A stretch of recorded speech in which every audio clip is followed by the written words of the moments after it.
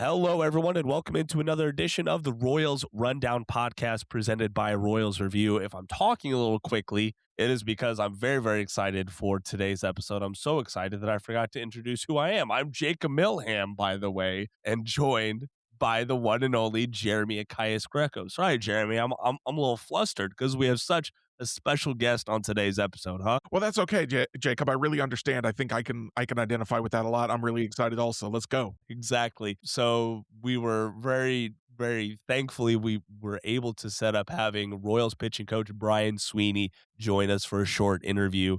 So it was awesome just hearing from him. We're gonna drop that interview in right now and get it started.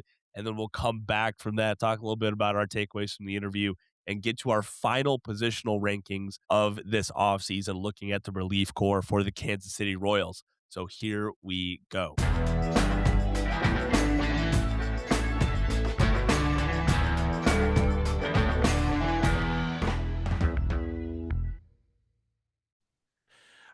So I know you're going to get a lot of questions right now about, how do the pitchers look, blah, blah, blah, et cetera, and that's all important. And but you've already answered a lot of those questions. So we thought we would try to give you some questions, just kind of like what it's like being a pitching coach. So I was just wondering if, just to start us off, if you could give us kind of a rundown of what does a day in the life look like for Brian Sweeney during the regular season. During the regular season or spring training? The regular season, because there's more of that, I guess, but whatever's different in spring training, we'd love to hear too. Well, yeah, what was unique about today is 6 a.m. physicals, right? We do as coaches, they do want us to be healthy too. So, they let us go to the doctor, and when you do that at 6 a.m. and you get poked and prodded and say you do too much of this and you got to stop doing that. That's always a great start to your day before you even have a cup of coffee. So we did we had our physicals today, then we have our staff meeting, and just to get the day flowing, get these guys getting some quality work in. Most of the stuff happens before and after practice. When we get on the field, it's like when we get outside as coaches, it's like we want to slide in the dirt because it feels so good to be outside with with the guys and get away from the computer, away from the preparations of the day, and just let these guys go about their business and do their thing. And it's like Groundhog Day in spring training, where it's you're here. It's 4:01 now, and busy days. We want to put these guys in the best position to succeed. And we got games coming up. We got the full camp here. We got a meeting with JJ and Q tomorrow to kind of the introduction to camp, and get these guys ready for the WBC, and build up for that opening day in Atlanta. So it's a lot of Groundhog Day in spring training. Regular season's a little bit different, right? Because they take our clocks and they flip it all around, mostly night games. So there's the challenge of adjusting from going from an early morning start to an evening start. So thank goodness we go to Texas beforehand and get a little bit of kind of get acclimated with that, with that kind of schedule. And those days, it's always good to get back to KC. It really feeling like home to me, and to get back to the K, into where I live. It's really fun. It feels like home, and you get into the grind of a season, almost the treadmill of the season, where sometimes you do have to step back and really look at the full picture, because there's a game every night. We're going through 162. It's like, okay, how are we doing? Overall, are we hitting the long-term goals that we're looking for? Are we going in that direction?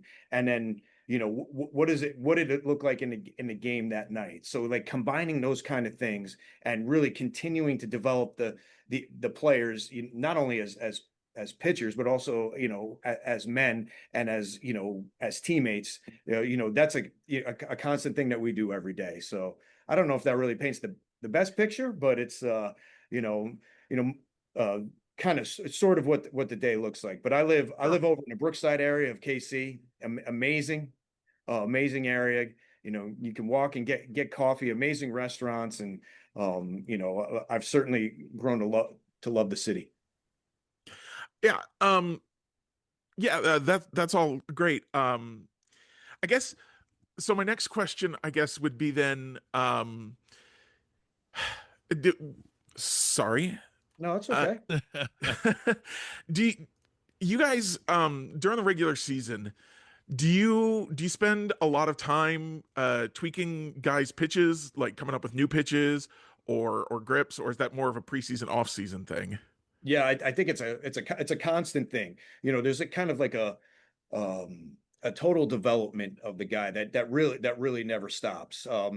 We have kind of our pillars that we look at and our development framework, which is we look at the person, and we try to get a full 360 of the pitcher, where we're looking from medical, from S&C, from R&D, performance science, behavioral science, and then our area of the pitching, where we're looking at the delivery. Their delivery is going to produce a certain profile that these pitchers are going to have on their pitches, right? Their fastballs, all their different pitch types. That's kind of the characteristics of who they are, what their strengths are, and what their weaknesses are.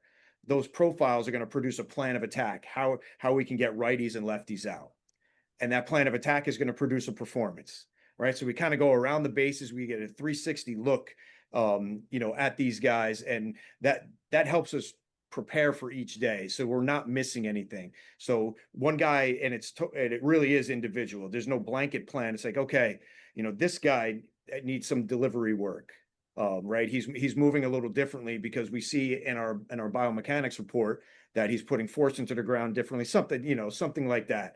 Or it's like, oh, this shape, his shape is a little off, right? So this bullpen day, we can work on this shape. So it's really a constant.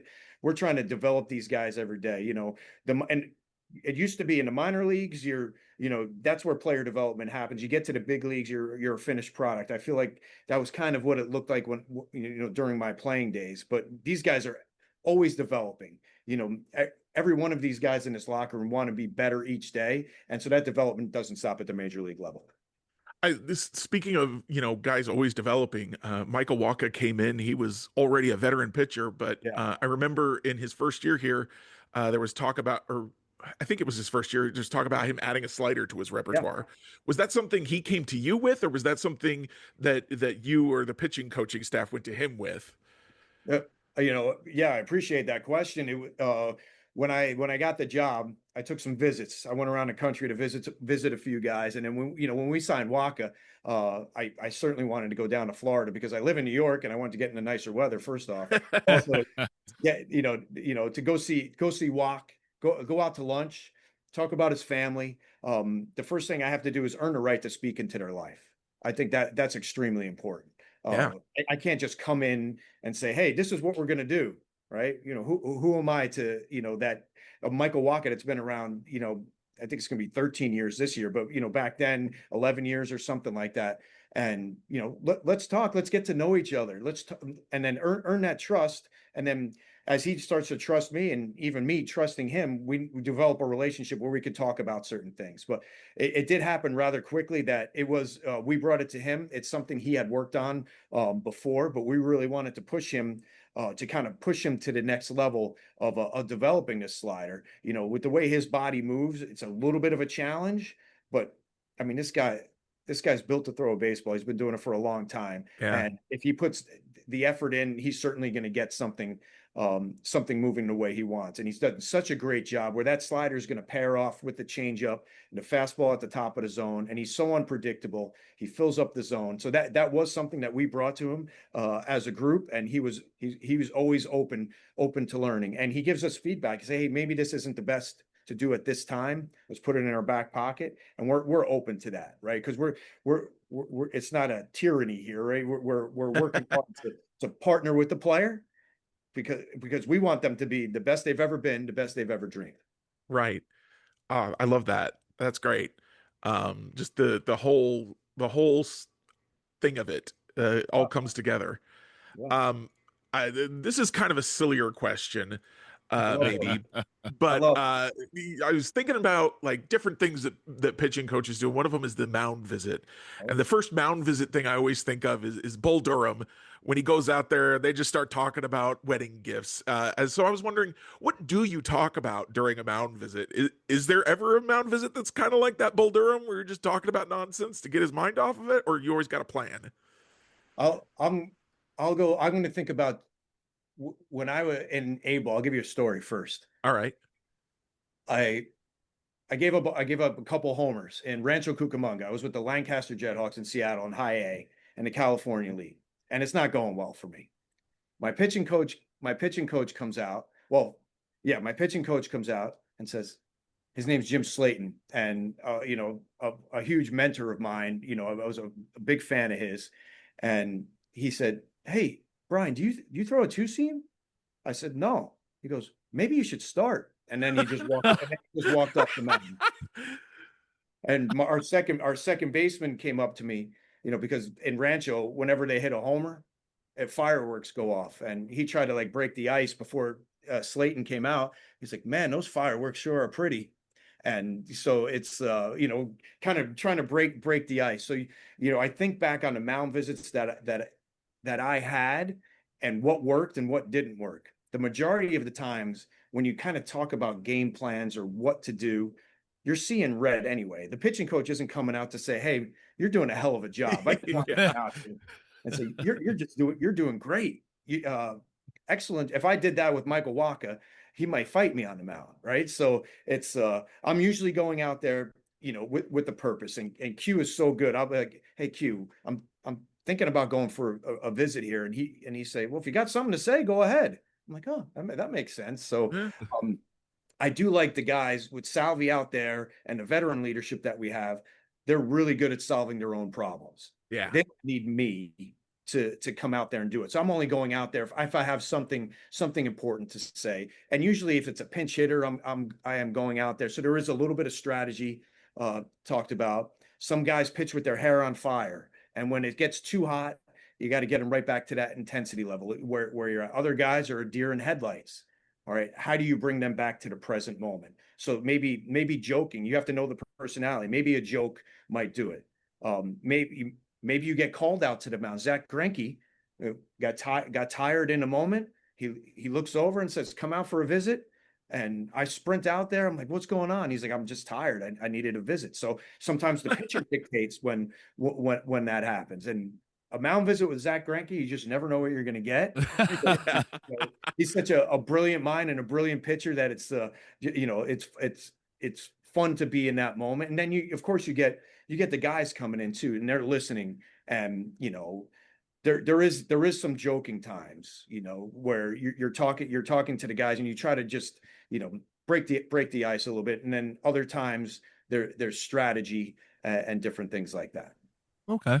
Awesome. Hey, Brian, sorry, you brought up Michael Walker, and that got me thinking about the World Baseball Classic coming up and things Sure. like that. Just to clarify, if I recall correctly, you coached for Italy in 17 and 23. Is that right? Yeah, I played for Team Italy in 2013. Okay. I coached for him in 17, and then I was preparing to be the pitching coach in 23.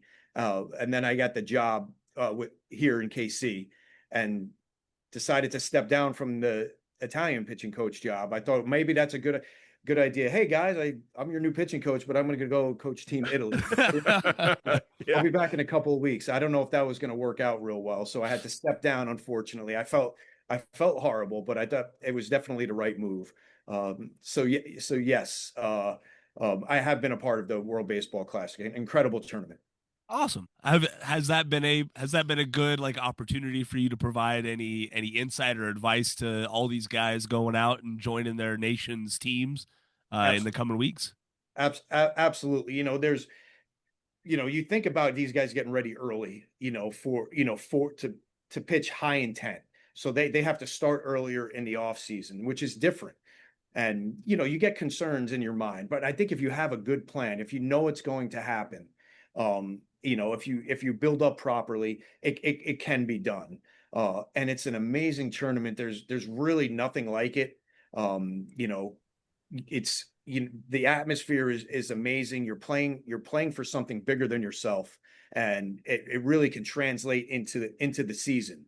With Michael Wacha, I think USA caught him right at the right time, of his progression, where we could build him up, to the innings that they were looking for. So we're constantly paying attention to that. But that experience in itself, these guys, they want to do it. They understand there is risk. There's inherent risk to throwing a baseball. But this time of year, February and March, there's a little bit higher risk. So you really have to pay attention to the details and make sure that these guys are in a good spot. Okay. But I do think like one of the positives that we can see from our end is, okay, well, spring training is a time where you can ramp up, you can tinker around with and things like that to some extent. And I know that Seth Lugo talking with Andy Rogers about being a little bit more fastball heavy early on accounts really surprised some Royals fans out there. And I'm just curious, like, hey, he's gonna go join Team Puerto Rico in a little bit. Is there any, hey, work on this while you're with the team, or try and implement this while you're with the team and come back to spring training with something new? Does that make sense? Is there any of that? We sure. Yeah. I think he already, he had an off-season plan that he brings into spring training and will continue to work on, that when he's with Team Puerto Rico as well. But when he gets between the white lines, it's compete time. You have to win. There's no working on things. If the new pitch that he's working on is going to help him get an out to win a ball game, he will do that.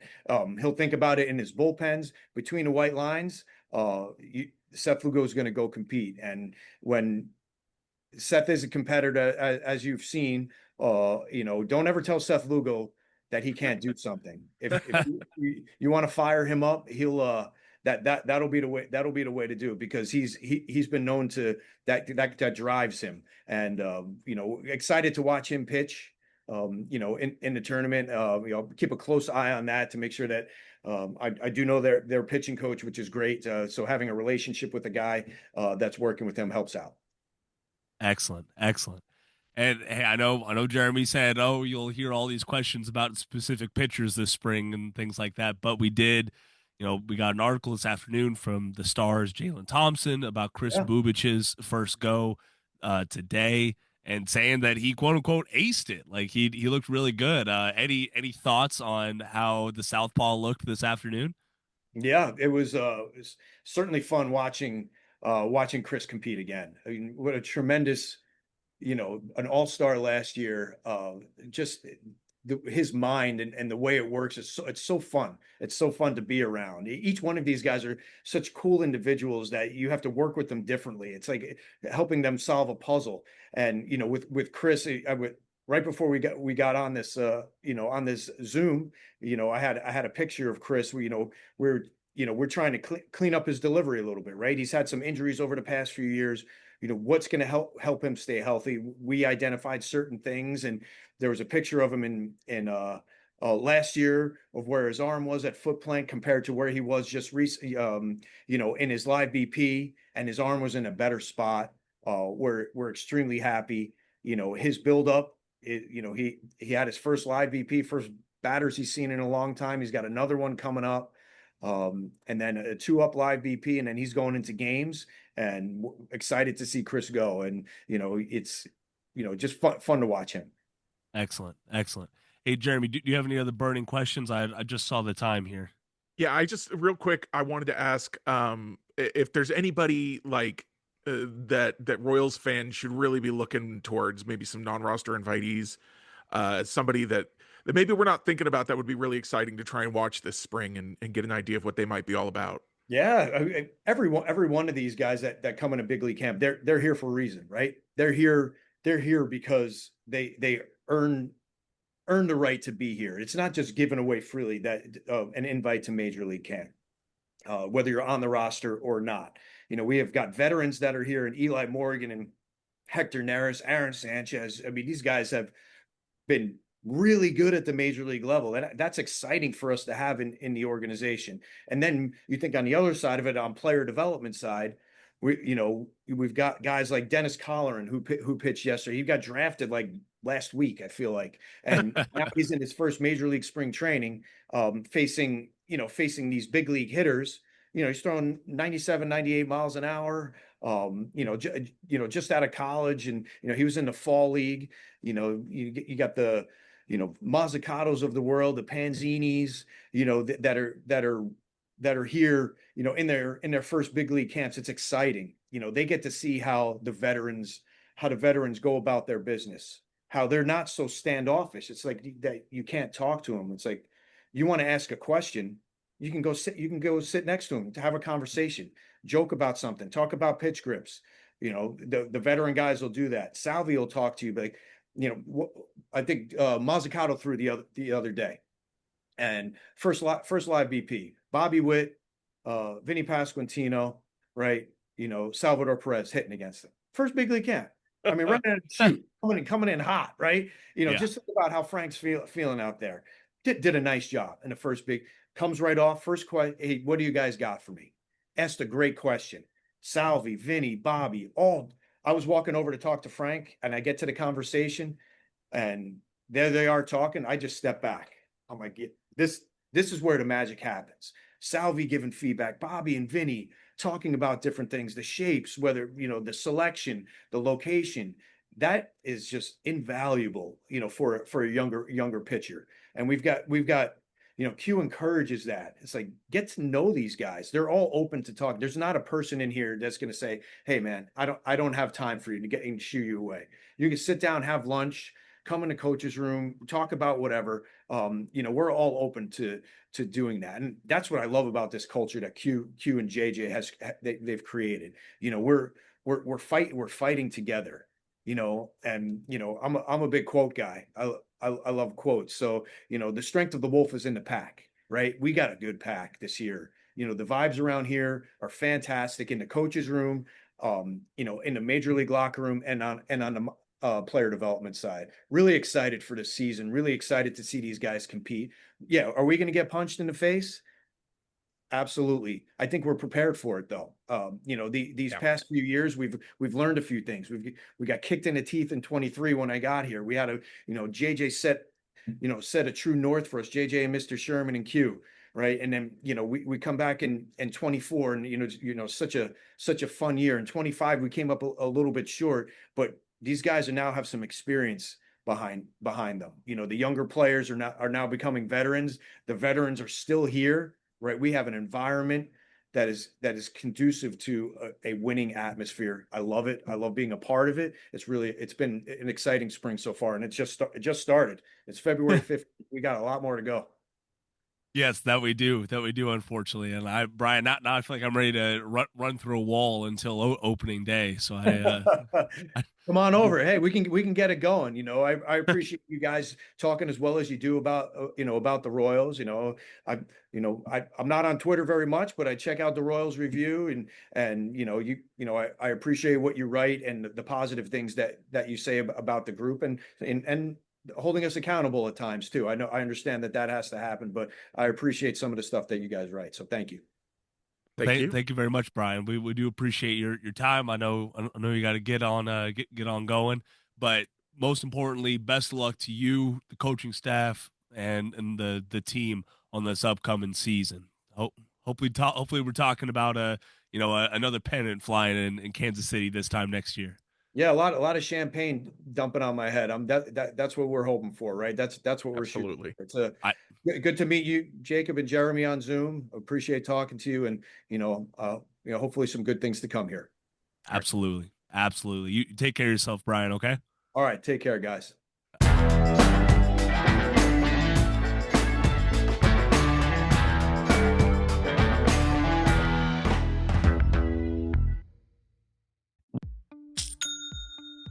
Nobody does selling better than Shopify. Shopify is the home of the #1 checkout on the planet. And the not-so-secret secret, with Shop Pay that boosts conversions up to 50%, meaning way less carts go abandoned and way more sales going through. So if you're into growing your business, your commerce platform better be ready to sell wherever your customers are scrolling or strolling. On the web, in your store, in their feed, and everywhere in between. Businesses that sell more sell on Shopify. Upgrade your business and get the same checkout that Skims uses. Sign up for your $1 per month trial period for 3 months at shopify.com/Westwood1, all lowercase. Go to shopify.com/Westwood1 to upgrade your selling today. Shopify.com/Westwood1.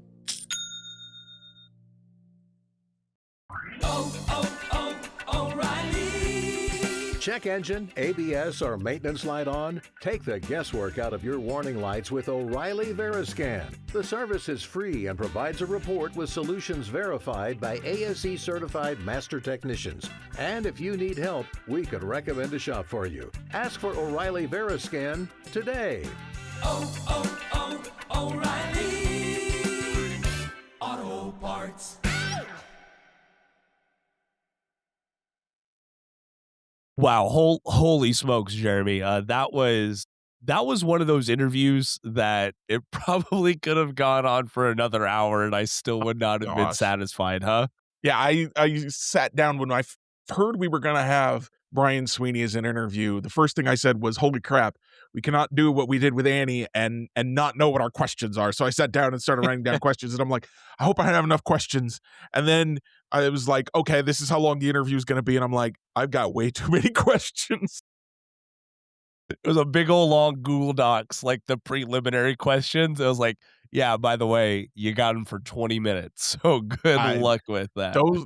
Let me tell you, Jacob, if I had told me of 10 years ago, who hadn't quite started writing for Royals Review yet, who was just starting to think about it at this point, that someday I would get to interview the Royals pitching coach as at least a pseudo member of the media, I don't think I would have believed you. I probably wouldn't have believed myself if I would have asked myself the same question. And for not, I don't want to pat ourselves on the back too much here, but for him to also like unsolicited bring up Royals Review and have good things to say about it. We did not ask him to do that. No, we did not. We did not. But he was a genuinely kind and generous person. I think you heard me stumble a little bit there at the beginning, and he was so relaxed and friendly, and even more friendly after that, I feel like, where he didn't go, look at this amateur, he doesn't know what he's doing over here. He's like, let me be extra friendly now. Yeah, absolutely. And that is a guy, ladies and gentlemen, who loves to talk about baseball. He does. You could tell. If he hadn't had to go, he would have sat there and talked to us for another hour or two about baseball. I think he would have. I wasn't kidding when I said, well, now I'm ready to run through a wall for opening day. Very, very excited. I've been a big fan of Brian Sweeney's work as the Royals pitching coach, basically since he got here. It was not a difficult thing to do, replacing a pitching coach that I did not particularly care for, but I'm a fan of the person now also. And absolutely. I should have known, I guess, that this was how it's going to be. I don't know if you had a chance, Jacob. He was actually on Kaufman Corner a couple of weeks ago, 2-3 weeks ago. I did not hear that one. Yeah.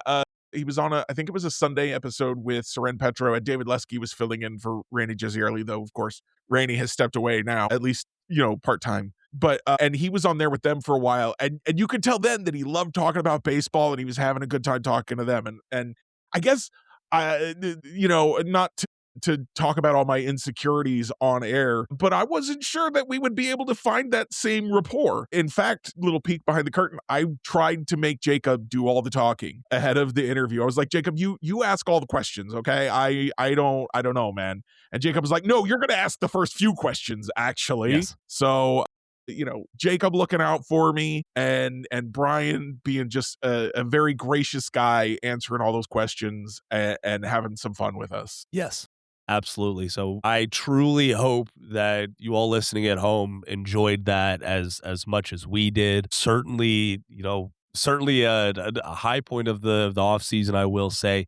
We've had some stellar guests on in the past, and I'm glad that we can add Brian Sweeney to that group. And hopefully this is the first of a few times we have him on, at least as the busy baseball schedule will allow it. So we're here talking about busy baseball schedules. And, Jeremy, we started this positional ranking stuff like more than a month ago, and to your credit, I'm the one who kept kicking it down the road. Like, I'm the one who said, like, oh no, let's talk about this stuff. Go do the rankings next time. And I brought up ahead of the interview, like, hey, well, you just want the interview to be its own episode. And you're like, Jacob, we have games starting.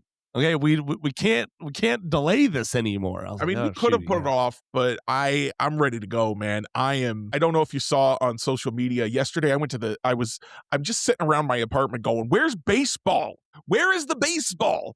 And so yesterday I got up and I went to the batting cages down the street from me for the first time in years. And my arms were jelly after only about 60 swings. But it was good to get in there. Man, let me tell you, I can still crush a 40-mile-an-hour fastball. Hey, there you go. I can do that. The 35-mile-an-hour changeups that it gave me every once in a while, those made me look pretty foolish. But those 40-mile-an-hour fastballs, I got that in my bag still. Hell yeah. We'll ramp you back up to game speed in no time there, Jeremy.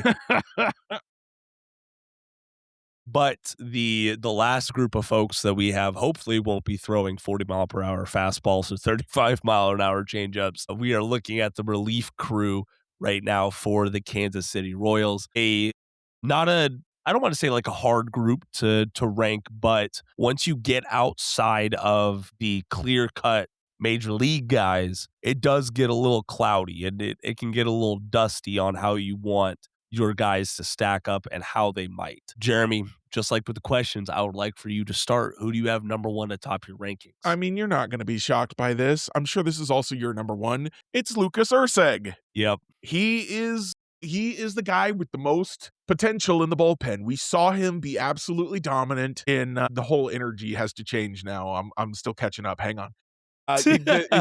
He was the best relief pitcher the Royals had in 2024, and he needs to be the best relief pitcher the Royals have in 2026. He might have still been the best relief pitcher in 2025, but he needs some more swing and miss. I think he's going to have it. I mean, certainly talking to Brian Sweeney, I believe that if anybody's going to get him there, it's going to be that crew. So that's the answer is Lucas Erceg, especially because he's the fireman. He is the first guy out of the gate when there's trouble, and so he has to be the best. Everybody else can have some off moments because they're not called on in the absolute crunch time that Lucas Erceg is, but he as Lucas Erceg goes, the rest of the bullpen is going to follow. Absolutely. Yeah, I have him atop my list as well, not only for his success in 24 and still kind of following that up in 25, but the fact of the matter is he is under team control for a lot longer than you would expect. He was a late bloomer coming to the major league roster for the Athletics. So he is going to be in the picture for quite some time. Meanwhile, we move on to number two here, a guy who we might not see again after the 2026 season in Carlos Estevez. I think that the results from 2025 deem that he is the de facto favorite to be the closer once again. Mm-hmm. However, I don't have him on top of the list for several reasons. There were points where it looked pretty shaky. All right. He was not a lockdown guy for stretches of the season. Now, you remember I called him Heart Attack Avez. Yeah, he was Cardiac Attack Carlos all over again. That used to be Carlos Hernandez, and it then went on Carlos Estevez. That nickname for Carlos Hernandez. That's clever. I like that. That's a little rolls off the tongue a little bit better than Heart Attack Avez, but it ain't too far off. But the thing with Carlos came down to similarly with Erceg. He wasn't getting guys to chase out of the zone. Batters weren't putting the ball on the ground a lot against Estevez. They were putting it in the air or line drives. So like that makes your heart kind of jump a little bit. But thankfully, most of those turned into outs. And at the end of the day, he still accrued a bunch of saves. He got saves in a lot of key situations for the Royals. He was a guy that they could turn to at least get the job done. Was the job dominant every single time? No, but he should get that job to at least start off the 2026 season again. Yeah, I have him second on my list because if Lucas Erceg isn't Lucas Erceg, what do you do? What do you do? You don't have anybody else who can do what Lucas Erceg does when Lucas Erceg is at his best. If Estevez falters, Erceg could step in and be the closer. Strom could probably be the closer. Lange has experience as a closer. James MacArthur, who's probably apparently not going to be ready at the beginning of the season, according to an interview I saw yesterday. He's been a closer before, so they have some options there. It's Luinder Avila, I think we all think could be a closer. Steven Cruz, maybe. They've got some choices. So you've got somewhere to go. You just don't have anywhere to go if you don't have Lucas Erceg. I do believe in Carlos Estevez. I think maybe that makes me unique among some guys. For one thing, I look at his last, I don't know how many appearances this is, 13 saves, over 15 and 2/3 innings. He gave up, this is starting in the middle of August. So right after he had that rough outing against Minnesota, I could probably go back to right after Miami and get a fuller picture, but it's a 1.15 ERA with a 2.56 FIP. The strikeouts aren't there, but there's no home runs and there's no walks either. So he's getting the job done, basically. And I think he had that midseason swoon, and he kind of started off rough, and then he was actually kind of bad for a couple weeks there right around the All-Star break, and then he was dominant for the rest of the year, basically, minus the strikeouts. Yeah, minus the strikeouts. Overall, very consistent when it comes to limiting runs, I would say. A far below 3 ERA in both halves of the season. He had it looks like, I would say easily the bad month was July for him. But yeah, he's not a guy that I have ill will towards. It's just, I do feel nervous about him being the closer, especially with those fences moving in, with how much that he put the ball in the air. The homers per 9, even over the full season, was 0.68. That is a remarkably good number. It is. And I did pull the stats back up to right after. So he had the really bad start against the Mets right before the All-Star break, or really bad relief appearance against the Mets right before the All-Star break, and then the one against Miami right after. And he had a 1.9 ERA from then on, where he reduced his strikeouts by a good amount, or reduced his walks. So I think he figured some stuff out, and I 100% believe in him going forward. I'm not worried about him at all. Perfect. I can become worried about him if things go poorly, but I'm not currently worried about it. Yeah. Okay. Fair enough. Who do you have at number 3? Okay, so I've broken my relievers into tiers as well as ranking them 1 to 15. So this is the last one in my top tier. Okay. And that's Matt Strom. Yeah. Who just comes over as he's been one of the best relievers in baseball for the last 3 years. And you could be like, oh, I don't know if he's going to be 34. How good is he going to be? Listen, he's been so good for the last 3 years. Do you know how hard it is to get 2 WAR as a reliever? Yeah, he did it in really 23 hard. and 24. Yeah. Huh? He did it in 23 and 24. And he did it by baseball reference at 25 also. Okay. I was looking at FWAR when I thought of that. Yeah, well, yeah. FWAR has 1.5, which there's a half win margin for errors. Yeah. What do you want me to say? The guy is really good, and regardless of whether he's a lefty or not, he should be probably the setup man when it's not Erceg. Yeah, absolutely. And they could easily have a C at the back of their bullpen this year. SEE, Strom, Erceg, Estevez. You're not scoring after the 6th inning. I like that. At the end of the day, I think 2 things that fans need to come away, or 2 things that fans need to take away from this is, number 1, Matt Strom is a different pitcher than the Royals last saw in 2017. He's a different guy. He is decade. Yeah, I know it's been a long time. Just that first impression will be the one that sticks around with some of the more long-time fans. So I want, if you need to go watch him in Philadelphia or something to cleanse the taste of 2017 Matt Strom out of your mouth, fine, do it. Very different guy right now. And then I have Matt Strom's hair that I have to work with, and I love the pitcher, not a fan of the hair. After we had Scott Barlow's long locks for so but long, Scott we've been kind of Barlow's lucky hair to was have short hair. beautiful. It Matt was. Strong's is wet and oily or something. I don't know what's going on. I don't know if he dumps a bucket over his head every inning before he goes on the mound, but I shouldn't complain, but I did, so I can't take it back now. Listen, that's just something with the Phillies, I think, because it's the same way with Bohm. It was the same way with Marsh as well. It's all that raw milk. Honey chirping in from the background saying be nice to her Phillies. I will give her credit and commend her on one thing. She verbalized it very early this offseason, saying that in 2026 I want to be a more active fan of the Phillies as well. So she wants to watch the Phillies a little bit more. We're not in their blackout area, thank goodness. So we should have that opportunity. But I love having a partner that also likes baseball. Very, very lucky to have. All right. So yeah, we went kind of chalk, it feels like, with Erceg, Estevez, and Strong starting off. I mean, that's why they were in my tier 1, is because things start to get interesting here. I don't know how interesting it's going to get here at number 4, because I think that there's a clear-cut case for John Schreiber to be your number 4 as well. Not. There's a case for it, and if I spent 10 more minutes on this list, I might have changed my mind and put him at 4. I've got him at 5. I think John Schreiber has been one of those guys that has really, he came to Kansas City with middling expectations and has been a reliable reliever for the Royals. He has not been a shutdown guy, but he has been the guy that... He's been better than people say he is. Yeah. He's also been available. He pitched in 74 games last year. Yeah. That's a lot of work for a reliever. He's probably overexposed. Probably. But he's been good. He's been, I would say, a more than solid reliever for the Royals. I would as well. You know what? The strikeouts increased in 25. The walks dropped a little bit. He was trending in the right direction when it came down to it.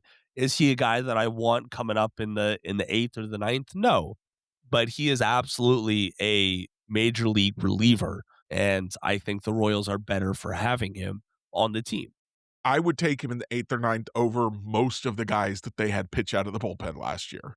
There you go.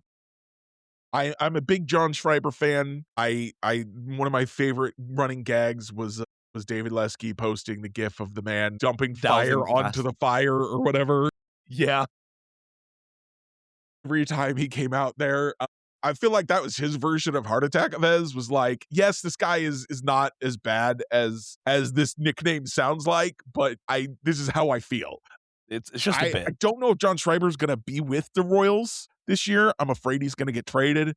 But if he is, and he's now the 4th best reliever instead of, when guys are injured, the 2nd best reliever, that's a good place to be. You don't have to expose him as much. He doesn't have to pitch every dang night. Yeah.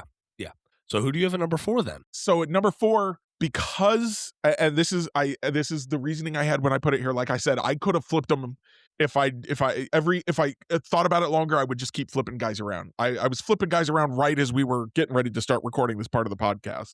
Gotcha.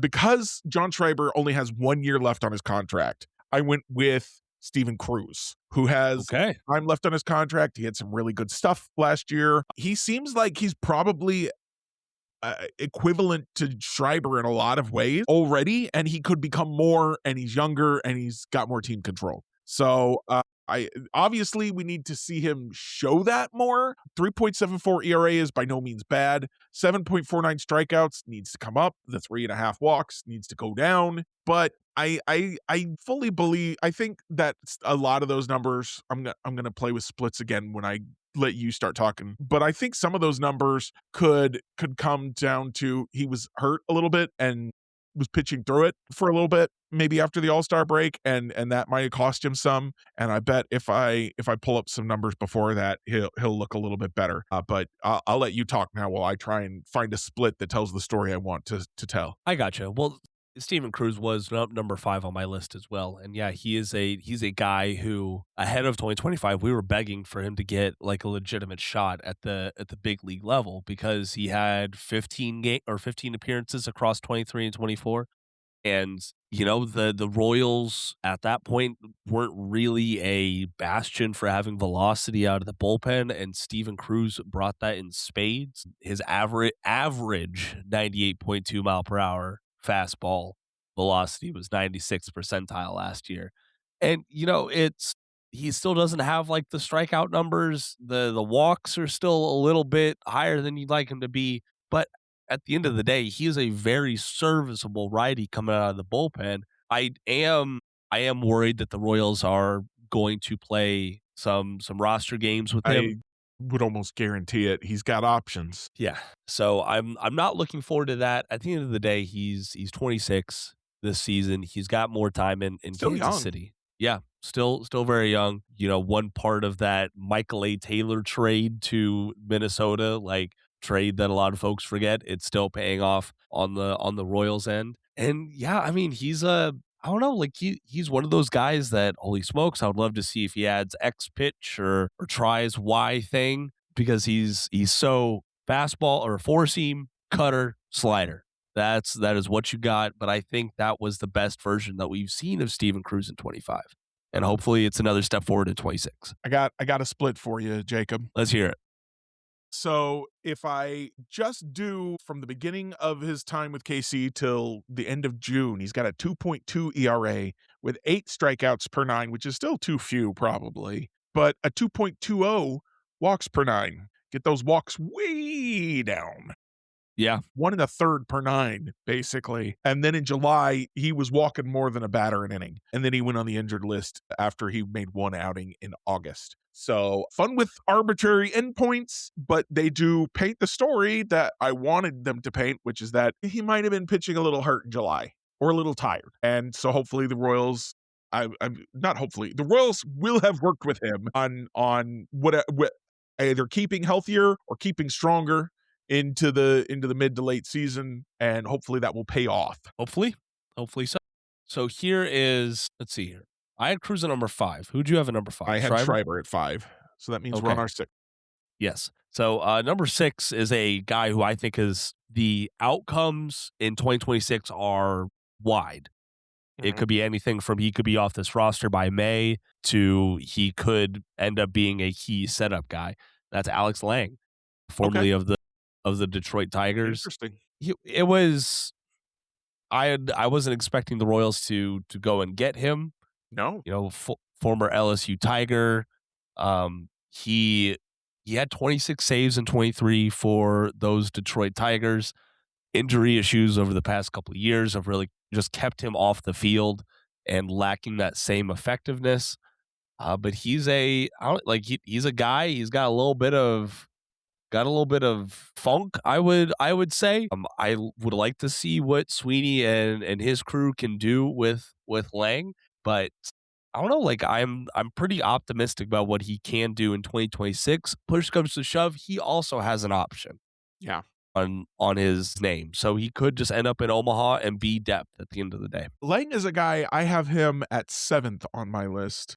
Okay. He's a guy that I really like. I was really excited about that signing, especially the way the Royals went about doing it, where he's a cheap 1-year deal, and he's got an outstanding thing in the chase and the whiffs. The problem is the walks, man. Even when he was getting the saves, a lot of walks. If anybody can fix him, it's probably Brian Sweeney, Mike McFerrin, and the bullpen coach, whose name I have forgotten, and all the other coaches. There's other coaches there that are involved too. It might be, if it's not them, maybe it's the Brewers, I guess, because the Brewers apparently can fix any pitcher. Apparently. But yeah, he's a guy that I really like. He's got a lot of upside, and he isn't gonna harm the team. He's not somebody that they're like, well, we paid him a lot of money, he's gonna pitch. He's not a Will Smith or a Chris Stratton. He's a guy that they're gonna go, well, we gave you a shot, it didn't work out, I'm sorry. And then they'll move on and try to find the next guy. I went with, for my number 6, I went with a guy who I think has people looking a little down on him because he had a 5.93 ERA in 2024, but he got in that Brewers system and he had a 3.49 ERA last year. The strikeouts came down, but the walks came way down. Yes, way. And that is, you're like, I know exactly who you're talking about already. That's Nick Mears. who I am a guy that I was really excited that the Royals got a guy who I think is at least as good as Angel Serpa while they were getting Isaac Collins for Angel Serpa. So the strikeouts were way down last year. The walks were also way down. Now that he's worked with the Brewers pitching staff, maybe the Royals can tweak him a little bit more, and he can turn into the dominant guy that he honestly 2024. The thing that's wild is he had a 5.93 ERA, but a 3.19 FIP. He was dealing. And he just kept getting hit anyway. So he's a guy that I'm really excited to see what they can do with him. It's a lot like Lange in a certain way. Where let me check this. Similar age, actually. Lange is going to be 30 and Mears is going to be 29. So, same age, kind of journeyman relief pitchers looking for that get some whiffs, haven't had as much success as you'd think they'd have while getting whiffs. But I think it could work. I think at least one of those guys is going to be really good this year. And so I'm excited about it. Yeah, I am as well. And I think one of the reasons I would say he's a little bit more important to the Royals than Lange is they did give him more money. So they're going to give him a longer leash. We need him to be successful. Yeah, absolutely. Yeah, Mears is a guy that I'm excited to see because I really like his arsenal. He is one of those guys who, when you wonder what the myth of a rising fastball looks like, Mears has one from his arm slot. He has this really high arm slot, and the fastball does not drop as much as batters expect, and that does kind of freeze batters a little bit, but then he comes back with this slider that is wicked is a good way to describe it. The numbers don't like really support that, but it's high spin, nearly a 39% whiff rate on that pitch in 2025. Like it's a very good pitch. Yeah, very, very good pitch. So Mears is another guy that, especially if the Royals move on from Schreiber, Mears could make that move pretty palatable, I would say. And I have him at 7 after Lange. So who do you had Lange at 7, you had Mears at 6, right? So we're down to our 8s. Number 8 is a guy that I wish we had time to talk to Brian Sweeney about a little bit, because I want it in concrete. Is Luinder Avila going to be a starter or a reliever? He's going to be a reliever. He looked so good as a reliever at 25. Yeah. Golly. He looked so good. That curveball is like, I know whenever you praise a Royals pitcher's curveball, it seems like, oh, well, that's what they said about Frank Mazzucato. But he also brings the heat, baby. Yeah, that's the difference. This is, and he throws strikes. What'd you say? And he throws strikes. He does. He throws a lot of strikes. He does a lot of things well that this current Royals coaching staff wants to like drill into their players. He does a lot of that well. He doesn't find success outside of the lines that staff has really painted for him. So I like him. I just hope that he gets opportunities in 2026. He will. He's going to start the year in the minors, probably in the rotation, but I will see him in the bullpen throughout the year. He'll be one of those guys shuffling back and forth. Yeah, absolutely. Do you have an 8? Who do you have at 8? Luinder Avila. So we're down to my 9, which is Hector Neris. Okay, that's a big jump. I have him at 13. Yeah, he's a non-roster invitee who I'm a little excited about. I'm a little interested in.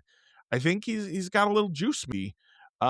He's got some swing and miss to his game. He just 2 years ago, he had a 1.71 ERA for the Houston Astros out of the bullpen. He still got a lot of strikeouts last year. The walks came up and the homers came up while he was pitching for 3 different teams last year: the Atlanta, the Angels, and the Astros. And he was terrible in Atlanta. He was actually pitched better than his ERA for the Angels, and he pitched better than his ERA for the Astros too. So the FIP says the ERA says 6.75, the FIP says 3.91 for last year, or the Sierra, that is. I forgot I have my column set up this way.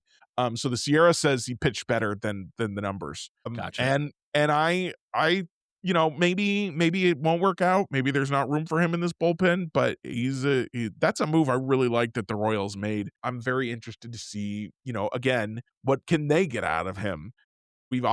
He's different from Lange and Mears in that he's had success before, and he's going to be 37 this year, which is pretty old for a baseball player. It is not old for a human, but old for a baseball player. And so it'll be a very different experiment trying to get him back to where he can have some success. Yeah, and he was the guy in 25 who was trying to find the pitch that worked. It's for a starter, it's normal to see 5 different pitches thrown for a considerable amount. For a reliever, that's not normally the case. Yeah. And thankfully, he wasn't a guy who, in his best year, did not rely on raw velocity. You know what I mean? He found success despite having a below average fastball velocity. So I hope he can find it again. Spring training is going to be a key time for him. He might be a guy who the Royals stash in Omaha, or the Royals might have to make a decision on him if he has a strong enough spring and figure out what to do with him. But I think the team right now is better for having him as an option, period. And it speaks to, again, this Royals pitching coaching staff saying, hey, I had success. I want to extend my career. Can you help me do that? Mm-hmm. But yeah, I just have him really far down because of how bad he looked in 2025 and the non-roster invitee. It took a lot to put him above guys already on the 40-man roster in my mind. Yeah, I think when I made my tier group, the second tier was guys I think could factor in to the big league roster. And then the third tier is going to be guys that I don't really see pitching for the big league roster this year, plus one guy, and we'll talk about that guy when we get there. I gotcha. Well, like for number 9 is a guy who I expect to see in the big league roster, Mitch Spence. Mm-hmm. I know that Annie Rogers' article specifically said that the Royals traded for him as starting depth. I don't think he's going to stick as starting depth. I think he is a guy who all the numbers and just the eye test point to he is best as a reliever. That is where you get the most out of him. And I think he's a guy the Royals can certainly keep stretched out in Omaha, but you can take him back down to that multi-inning role or a single-inning role, if you like, in short fashion. So I expect to see him in Kansas City at some point. I think that he can have some moments, but he has a lot of work to do after a pretty poor time in an athletics uniform. Yeah, I have Mitch Spence at 12th on my list, just because I do think the Royals want him to be starting pitching depth.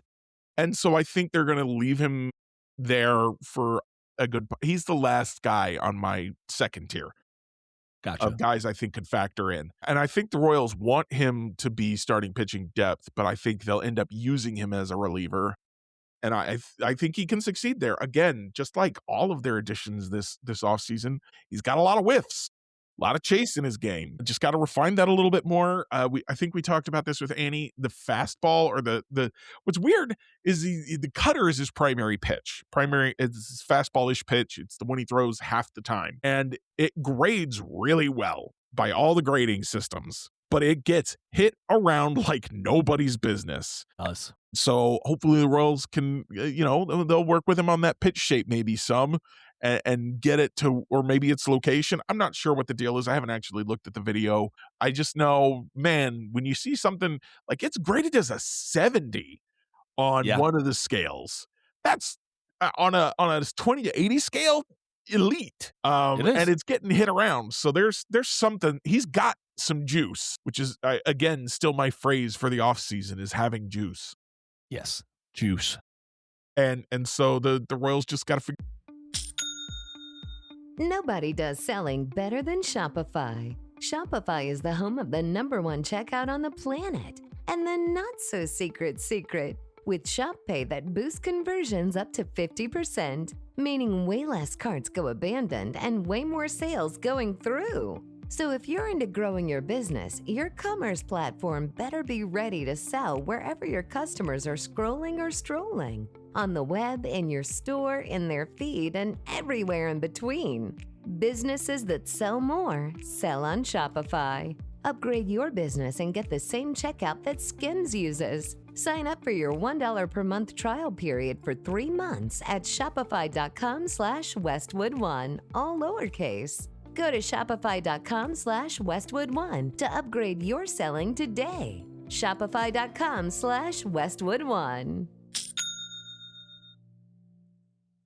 Most people don't realize how much of their personal information is being bought and sold every day. Data brokers are making billions pulling details about you from public records and the internet, then packaging and selling it, usually without your consent. That's how your information lands in the hands of scammers, spammers, even stalkers. It's why you get endless robocalls and why ads seem to follow you everywhere. That's where Aura comes in. Aura actively removes your data from broker sites and keeps it off. They also instantly alert you if your information shows up in a breach or on the dark web. But Aura goes beyond data protection. With one app, you get a VPN, antivirus, password manager, spam call protection, dark web monitoring, and even up to $5 million in identity theft insurance, all backed by 24/7 US-based fraud support. Other companies might just sell credit monitoring or just a VPN. Aura gives you all of it together at the same price competitors charge for just one service. Start your free trial today at aura.com/secure. Protect yourself now at aura.com/secure. Figure out how to squeeze. Well,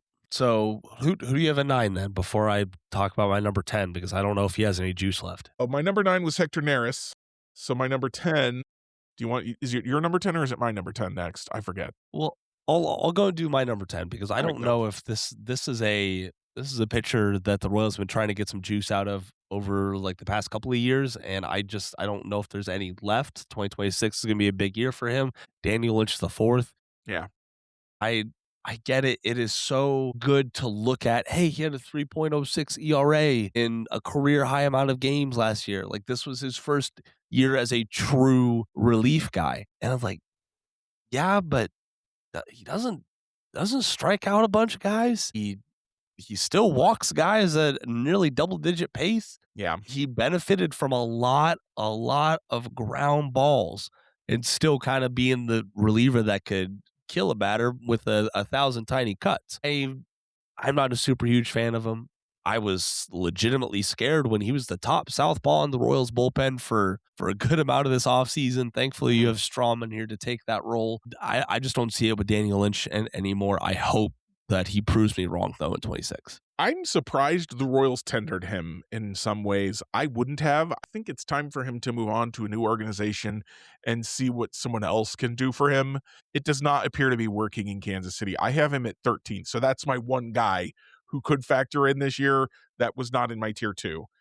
And, you know, I wish he was as good as we'd hoped he was going to be when he got drafted. He's got some flashes, man, but also it felt like last year, every time I saw him, he was coming in, getting a ground out and walking 2 guys and getting pulled. And that's just not sustainable. So I think it's time for the Royals to move on. There's still some good lefties out there. Andrew Chafin signed with the Twins today, but Danny Coulombe's still out there, who was an all-star last year.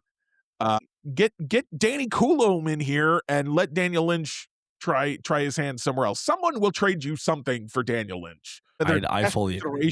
I don't know. You don't have to eat that contract. So give somebody else a chance to work with Daniel Lynch. Bring in Danny Coulombe. We'll replace Daniel with Danny, and let's see what we can get done. Yeah, I will too. You brought up the splits thing. 2 splits that, okay, let's say Lynch is on the opening day roster come that time down in Atlanta. He had a better second half, especially when you look at the walks and strikeouts. He only had 4 walks in 18 games. That's not in the second half compared to like 22 walks in 39 games. And see, this is why we look at the numbers instead of just relying on our memories. Yeah. But also I think that he got a lot of success, or people think he did a lot better because he did so good with runners in scoring position. He only had a .47 whip with guys in scoring position. That is really good. What was the LOB? I don't know what his left on base percentage was off the top of my head. I've got it here somewhere. Let me find it. Keep talking. 85.3. Yeah. That's not really sustainable. Good. Yeah. Really the league really average high. Is 77-ish, I believe. Yeah. That's that and home run to fly ball ratio are very 2 numbers that go up and down. Mm-hmm.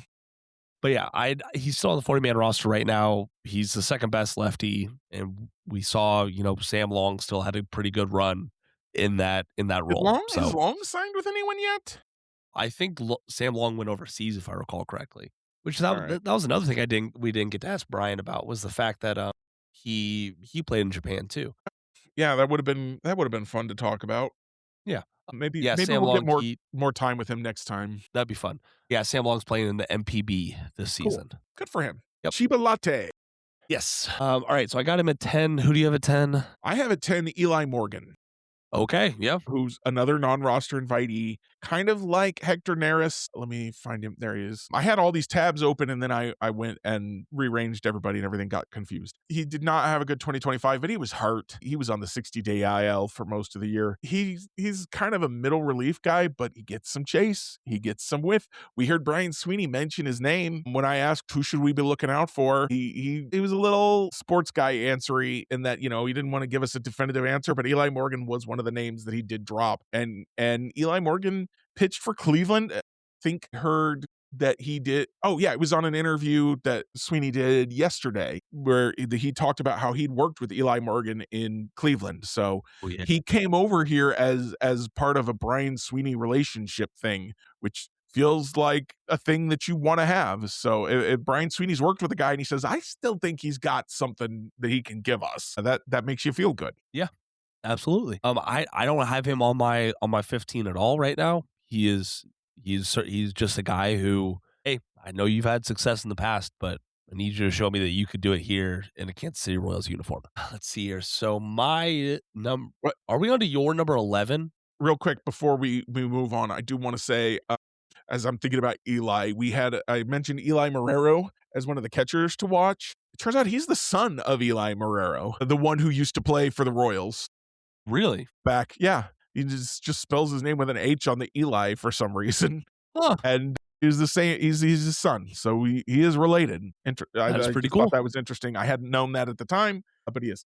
So my number 11 is James MacArthur. Okay, I have it at number 12. Yeah, so you know me. I love MacArthur, the general. He's one of my favorites. He'll save you some money.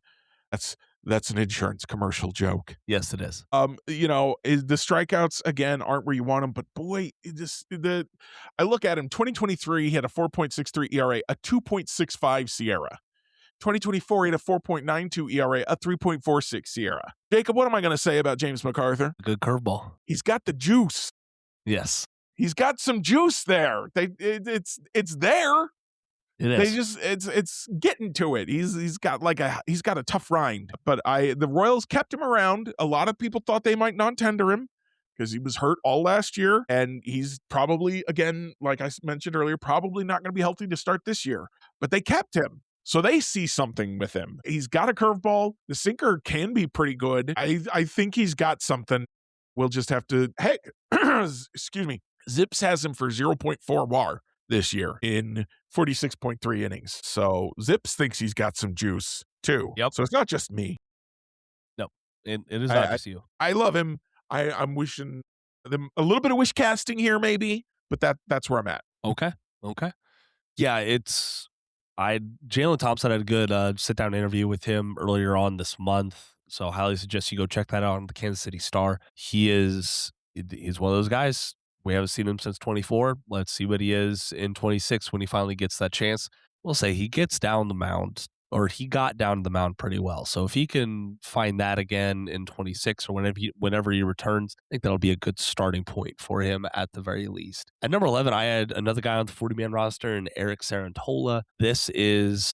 He is very up and down, very, very volatile so far. He is a guy who I feel like has been in the Royals system for a lot longer than he has been, I guess, if that makes sense. Former starter, still moving over to the bullpen, excuse me. Did not look super great in Omaha at a 0.04 ERA. He did get a little bit of work down in the Dominican Winter League this year, and he looked pretty good there. Had 12 strikeouts per 9, only 4.5 walks per 9. He's got some stuff. I don't want to say he has juice. Yeah, because that's my phrase. You got to come up with your own phrase. What'd you say? That's my phrase. You got to come up with your own phrase. I know. He's got a lot of pulp right now. Let's see if we can get some juice from the bottle. I have Sarantola down at 14. In that last tier of guys that I think are interesting, but who aren't going to contribute likely this year. Though he did pitch in Omaha last year, so if he can bring those walks down, because he's got the strikeouts, yes. The strikeouts are there. and he brought the walks down. In 24, he had a 6.48 walks per nine in AA. Then he got promoted to AAA, brought him down to 5. And then last year, he brought him down to 0.41. So if he could keep bringing him down, maybe get him down to like 3.5 even, which is still too high, but with the strikeout numbers he's putting up, would work. Get it down to 3 and you're really cooking with gas. You'll have somebody. So I'm going to be keeping an eye on him, but he's not ready yet. But he could be. He could be very soon. Fangraphs doesn't have an ETA for him. Interesting. But he's ranked 25th in the organization, so they love his slider. Yeah. That got they a do. 70 grade. He's got to land that in the shadow of the zone at least. That's the kicker for him. All right, so I had him at 11, I had MacArthur at 12, and I had Nares at 13. Do you have anyone new that we have not named? At 12, Lynch at 13, and then Sarantola at 14. Okay, so at 14, I have a guy who Brian Sweeney brought up on the during the interview, and Dennis Colleran. Mm-hmm. He is, I mean, he's not exaggerating when he says it felt like he got drafted last week. He got drafted in 2024 out of Northeastern. Very much one of those guys who you look at the game level stuff from college and you're wondering why the hell did the Royals draft him this high in the 7th? Well, you go back and you look at his 2025 season and you see why. Then he also took that over to the Arizona Fall League where he was the Saguaro's best relief pitcher. I don't even know where to start with it. Nearly a 40% strikeout rate. Max velo 99.5 miles per hour. He was getting it done primarily with different types of fastballs, cutter, sinker, four-seamer. All made up 90% of his pitch usage, and then the slider was not too shabby as well. And a 39% whiff rate on that cutter as well. So we've already seen some live looks from him on social media. Andy Rogers proclaimed him as a guy to watch on X, so that's worth something. He's not on the 40-man roster, but boy howdy, he feels close to the big league club. Yeah. He's ranked 30th on Fangraphs. I had him at 15th. The strikeouts, like you said, the strikeouts are so good. The strikeouts look really good. The walks are a little high, but again, they came down when he moved up to high A last year. And he had a 1.83 ERA when he brought the walks down to 3.67. Unfortunately, the strikeouts fell down a lot too. So he needs to get those to come back up some. He's in my mind, he's a lot like a Sarantola, just a little bit further away. He's got some stuff you really like. He does it in a different way, obviously, with that fastball instead of the slider. He's got some stuff you like. He needs to fix his control a little bit, but there's some flashes, some reason to hope. Yes, absolutely. So I guess we're just on to my 15. Your 15, yeah. Another lefty, primarily because he's a lefty. I have him here, but he's also a non-roster invitee. We saw him at AAA as Martinez. Just off my list. Would you say just off your list? Just off my list. He's somebody I'm going to be watching closely in spring training. Yeah, and I'm not saying he's going to be like an Evan Sisk part 2 or anything like that, but we have seen these different look lefties kind of find a spot in the Royals organization and stick in it. I think Chaz might be that guy in 26, maybe in 27. Still has some work to do. Not 100% sure that he's like a top 40 prospect in this system, but he's a guy that I'm at least watching to be major league reinforcements if the need arises on the left-handed side. He's my honorary Walter Pennington man of 2026. There you go. A guy, a lefty who can get some strikeouts, just flash a little bit more. I mean, in Omaha last year, if you take all of it, he went last year, he pitched at AA and in Omaha. Yeah. He was fantastic in AA. He struggled some in Omaha, but the offensive environment in Omaha is a lot tougher too. So I think we need to take that into account when we're looking at the difference in some of those numbers. Even when it comes to walks, because you're even more afraid to pitch to the middle of the zone for the whatever league Omaha is in. I forget what league that is. International. The International League. Omaha is not it's the least international city of the United States. I'm sorry, Omaha. I'm kidding. But it's very in the middle of the United States. Why is it in the International League? I don't understand. But yeah, so it's a very big offensive environment there, not just in Omaha, but in that whole league. Well, it's either it's just the International League or the Pacific Coast League. Yeah. There's a lot of world other than those two things, but I digress. Yeah, he's unranked by Fangraphs, but I'm watching him for sure this spring, and I could definitely see him getting an opportunity, especially if they run low on lefties. If they try to enter the season with just Matt Strahm and Daniel Lynch, someone gets hurt, one of those two guys gets hurt, they're going to be like, well, we need a lefty. Hey, Chaz. Yeah. Come on up, buddy. Chaz is because I don't think it is in this case, but in a lot of cases, Chaz is a nickname for Charles. So it makes me want to think Charles Martinez. And I'm like, those two names do not go together. But yeah, so I don't know what his deal is. I'm excited to find out. His full name is Chaz. Before we started this exercise. What's that? His full name is Chaz Julian Martinez. All right, maybe it is Charles. I don't know. Charles Julian sounds perfectly reasonable. CJ. Yeah. All right. So that's all I got on the relief front. Now I will say, move on. AJ Causey would have been my 15th if he was still in the organization, and then everyone below Spence would have bumped up one. And then other than Chaz Martinez, I did highlight to pay attention to for myself Yeri Perez, who's a 21-year-old pitching in A-ball last year, had a 5.34 ERA, which is not good. A lot of strikeouts. He's got a fastball and a slider that Fangraphs loves. He's ranked 22nd in the organization with a future value of 40, which doesn't sound great, but is very good for a reliever. And the problem is, again, the walks. Just so many walks. But he's a 21-year-old in A-ball, which is young for that. He's a 20-year-old last year in A-ball. So he's young for the level, and he was striking guys out. He's just got to get those walks down. And he's walked everybody everywhere he's pitched. So I don't know if he's gonna, but he's somebody to watch for the future. Yeah. I think another couple of names in that vein for me, Ben Sears, right? We only saw him for 9 games in AAA Omaha last year. I still want to believe in Christian Chamberlain. I really do. I was gonna say, who we didn't talk about at all were no, I'm thinking of somebody else. Sorry, go ahead. No, you're fine. Chamberlain, he missed all the 24 season. In 25, we only saw him in AA. And to his credit, though, he still struck out nearly 10.5 over 9. The walks were still a freaking issue to a crazy rate. I just don't know if it's ever going to come together fully for him. Yeah, I was going to say 3 guys we did not bring up at all. Chandler Champlain, TJ Sikkema, and Beck Way. I don't even know if Sikkema is still in the organization. I don't think so. I don't think he is. But those are the guys that the Royals got for, he's with Boston now. Those are the guys the Royals got from New York for Benintendi. And it would have been really nice if one of them had become something, but it doesn't look like they're ever going to be able to contribute to the big league team in a significant way, unfortunately. Nope. Unfortunately not. And that was one of those times. That was one of the last trades that Dayton Moore did. Yep.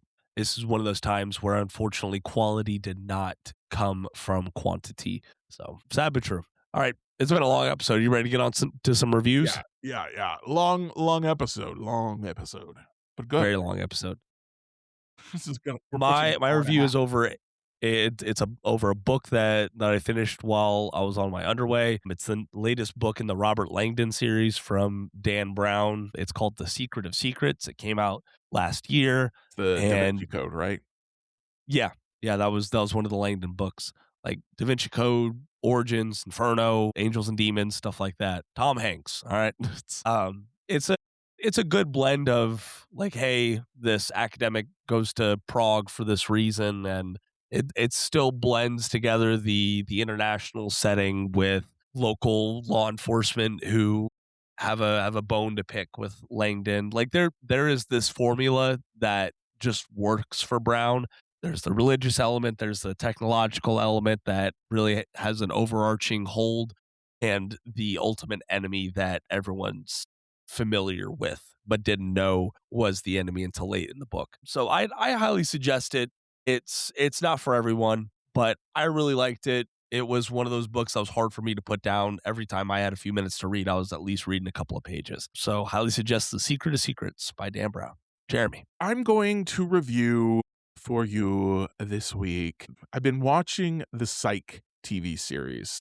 I never really got into it when it was airing. My family adores it. I feel like it's from that same era as Scrubs and The Office, and I could never get into those shows, but for some reason Psych is a little bit different. And so I was like, let me try watching this, see if I can get some like low stakes, good vibes up in here. And I'm almost done with the first season, and I've really had a good time with it. It's a little bit more complex than I realized it was at first, because it's a goofy story. It's a goofy show about a guy who, kind of Sherlock Holmesian, which is like half of the TV shows out there really is Sherlock Holmes ripoffs, but he's hyper alert to details and he solves cases for the cops, and the cops won't just believe that he sees things, so he pretends he's a psychic, and then he brings his pharmacist salesman best friend in on it. And what's really interesting, what makes it a little bit more complex than might be on the surface layer, is the relationships between Sean, the main character, and Gus, his best friend, and his dad, where Sean is not a good guy necessarily, but he is funny. He's very charismatic. And so watching him be charismatic is fun. And watching the complicated relationships he has with the people in his life is interesting. I don't know how much of that was intended, but I especially find the relationship between him and his father to be interesting, because neither one of them is perfect. They both hurt each other in some ways, and they both fail each other in some ways, but they are both trying, I think, to be good to each other in a lot of ways. Sometimes they do intentionally get on each other's nerves. That happens. But Yes. it's a really interesting dynamic between them that adds a layer to it that brings it above just some kind of mindless, funny thing to watch. The one thing I will say is that I was having a really great time, and then I got to an episode in the first season that had just chock full of trans panic and gay panic. And it really threw me off for a bit. That episode really took a lot of the goodwill I had for the show. It's of its time. Those jokes were considered acceptable at the time. They weren't, but they were considered acceptable. So if I rewatch Psych again in the future, I will be skipping that episode. And if you choose to watch Psych based on my recommendation now, when you get to an episode in the first season where he's brought a ghost case, just skip it. It's not worth it. Just skip that episode. So that's my recommendation. Is Psych is a lot of fun. Just skip the ghost episode. Okay. Perfect. I agree with that sentiment. So, all right, folks. I know it's been a long episode, but we appreciate you listening to us this evening. And by the time you listen to us again, spring training games will be that day. Cactus League action, baby. We'll have lineups. We won't have lineups to analyze yet, but we'll have lineups to look forward to. Yes, we will. Unfortunately, we still won't have a game to watch, but we will have a game to listen to. Yes. And I believe those are all free, minus a couple of games on the Royals website. Yes, both for that is people my in understanding. and out of market. Some of those games will be on the radio, but they're all that are available will be on the Royals website. And when they're not on the radio, they don't have commercials, and you can just listen to the ballpark in between innings. Is such a pleasant experience. Just sit outside or open up a window and really soak in the sunlight and listen to the crowd and the music and the pop of the mitt as the pitcher's warming up. It's terrific. Chef's kiss. All right, but if you need to stay informed on the Royals or need to really learn about what you need to be watching for this spring, make sure you go check out royalsreview.com.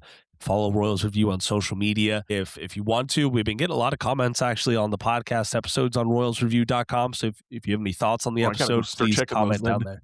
What'd you say? I got to start checking those. I haven't been checking the ones on Royals Review. Yeah, I ain't gonna lie. I wasn't either. Then I think I checked on the last one. It was three new comments. I'm like, oh shit, people are actually commenting.